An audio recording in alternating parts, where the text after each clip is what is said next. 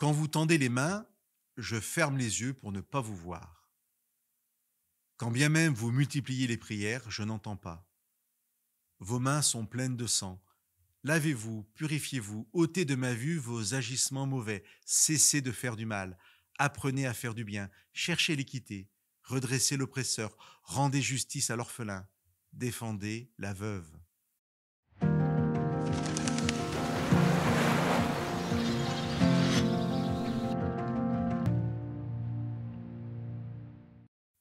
Dès le premier chapitre du livre d'Ésaïe, Dieu interpelle le peuple sur la façon dont il lui rend un culte.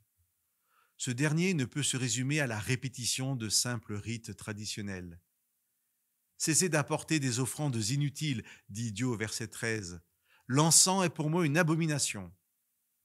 Pourquoi Dieu reprend-il son peuple sur sa manière de lui rendre un culte?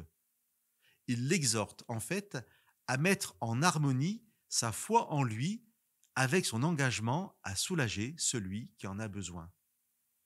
Le problème de Dieu est que celui qui se réclame de lui, qui dit le connaître et qui lui rend un culte, doit avoir dans sa vie personnelle une attitude qui rende justice et gloire à celui en qui il dit croire.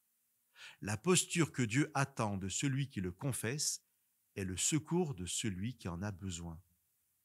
Des siècles plus tard, lorsque Jésus débutera son ministère, ce sont des versets du chapitre 61 du prophète Ésaïe qu'il lira à la synagogue pour définir son œuvre parmi les hommes et les femmes de ce monde.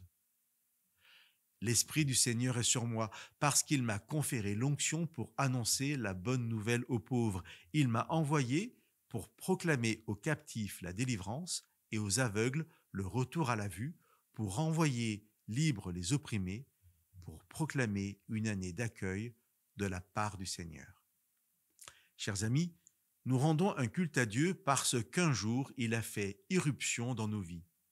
Nous lui rendons un culte parce qu'avant tout, nous sommes ces pauvres qu'il a accueillis. Nous sommes ces prisonniers qui ont été libérés, ces aveugles qui voient enfin, ces esclaves libérés. Et si notre culte aujourd'hui, nos prières s'adressent à Dieu comme remerciement et comme expression de la relation que nous voulons vivre quotidiennement avec lui, Dieu attend aussi de nous que nous fassions partie de cette chaîne de solidarité envers les plus démunis, que nous puissions partager ce que nous avons vu et les richesses dont nous avons été comblés et la liberté qui est aujourd'hui la nôtre.